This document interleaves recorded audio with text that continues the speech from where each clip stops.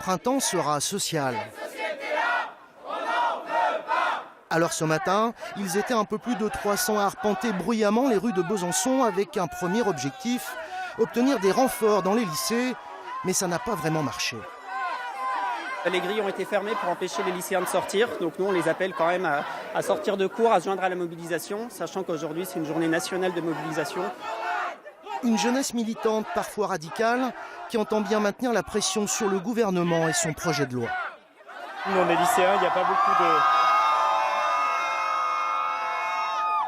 a pas beaucoup d'occasions de nous faire entendre. Il y a surtout que les personnes qui sont responsables ne sont pas forcément prêtes à nous écouter. Et je crois que le seul moyen de se faire entendre maintenant, c'est de sortir le gueuler. Un peu plus tard, devant le lycée Jules Hague, le comité d'accueil a changé. Cette fois, les forces de l'ordre sont là.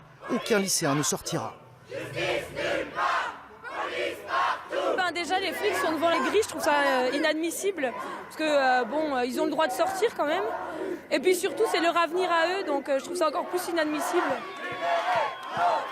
S'il y a eu un peu de tension devant les établissements, il n'y aura aucun incident.